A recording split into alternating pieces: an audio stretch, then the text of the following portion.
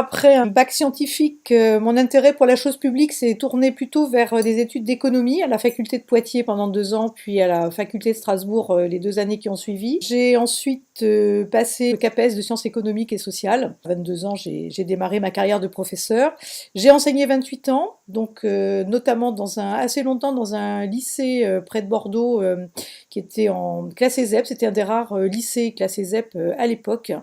Dans un lycée compliqué avec 30 nationalités, une commune avec 30% de chômage, enfin voilà, des réalités concrètes assez difficiles. Et puis après avoir mené, monté, développé tout un tas de projets pédagogiques, culturels, avoir été dans toutes les instances de l'établissement pendant une quinzaine d'années, je me suis trouvée un petit peu à l'étroit dans cette profession et j'ai voulu aller plus loin et accompagner notamment au-delà des élèves les enseignants et les familles. Donc j'ai passé le concours de personnel de direction et voilà, depuis 2010, je suis chef d'établissement.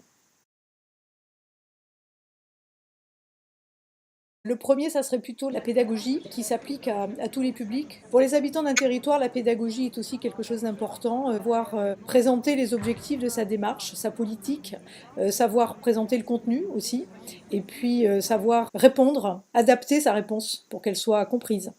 Deuxième parallèle que je verrai, c'est l'écoute. Écouter, c'est la première qualité d'un enseignant, c'est aussi la première qualité d'un chef d'établissement. De la même façon, que je sois en campagne ou que je sois un jour député, écouter la population me paraît indispensable. Écouter leurs doléances, écouter leurs problématiques, les comprendre, les porter, les traiter. Écouter aussi d'ailleurs le regard des autres députés porteurs des problématiques de leur propre territoire. Je pense que c'est une dimension importante. Troisième parallèle, la bienveillance, valeur chère à Emmanuel Macron.